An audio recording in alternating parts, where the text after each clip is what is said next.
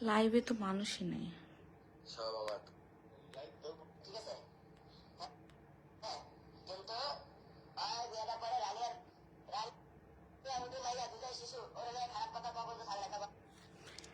Hello everyone,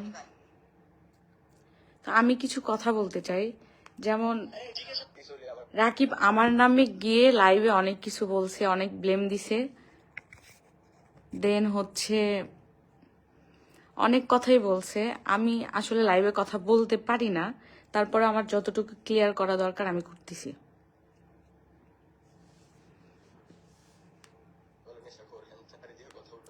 first of all দেখেন, বলছে যে আমি বাসা থেকে বের হয়ে গেছি, আমি কিন্তু বাসা থেকে বের হয়ে যাইনি।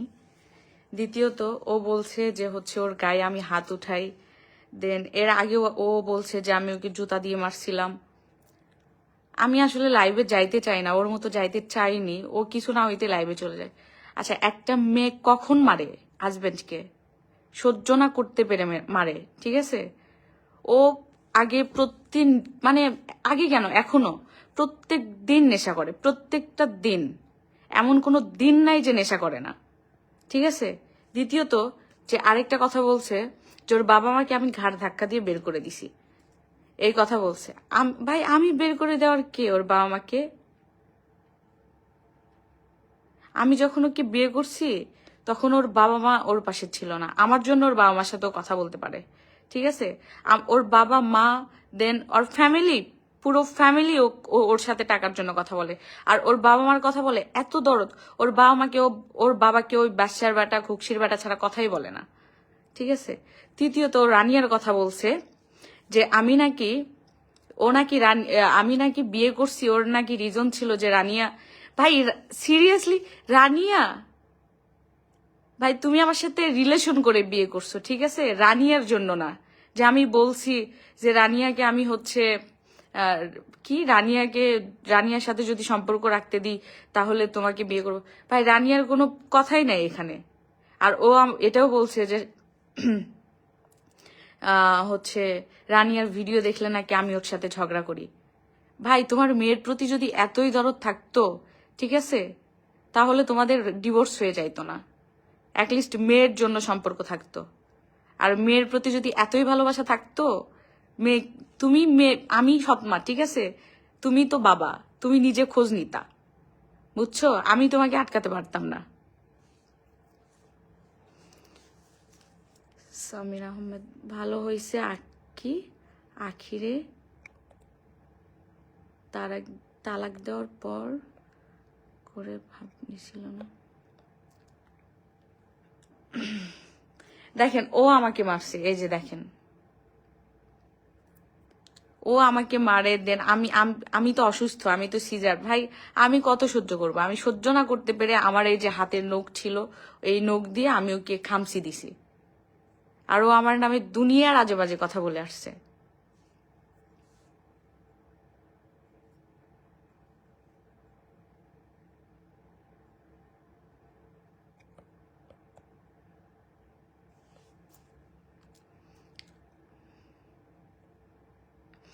এত যদি নেশা করে বাচ্চাটা কেন নিয়েছ?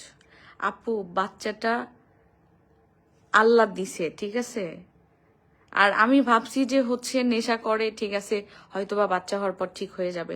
যেদিন বাচ্চা হয়েছে তার পরের দিন ও নেশা করে আসছে।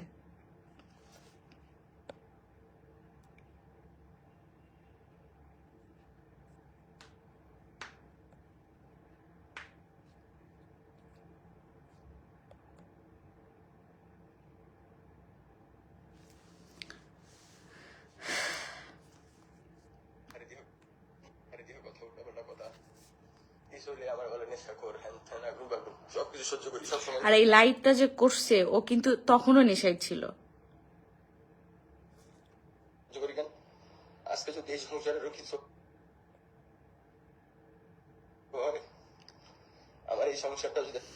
আমি আসলে অন্য মেয়েদের মতো কান্নাকাটি করে সিম্পাতি নিতে আসি নাই ভাই, যে আমার সিম্পাতি নিতে হবে। আমি শুধু ক্লিয়ার করতে আসছি যে ও আমার নামে যা যা ব্লেম দিছে আমি এগুলো ক্লিয়ার করতে আসছি, আর কিচ্ছু না।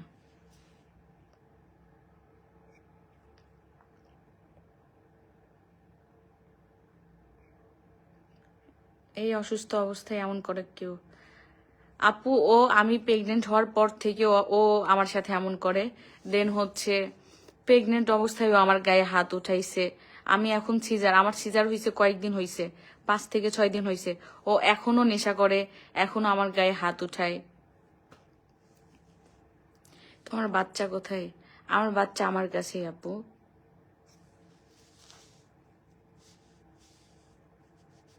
এই যে দেখেন, আমি কিন্তু এখন এই বাসাতেই আছি। ও কিন্তু বলছে আমি বাসা থেকে বের হয়ে গেছি। আপু সব মানিয়ে নাও। আপু আর কত মানবো বলো? বিয়ের পর থেকে এরকম দেখতেছি। আমি যখন ওকে বিয়ে করছি তখন কেউ ছিল না, না ছিল এক্স ওয়াইফ, না ছিল ফ্যামিলি। রাস্তায় রাস্তায় ঘুরতো। দেন হচ্ছে রাস্তা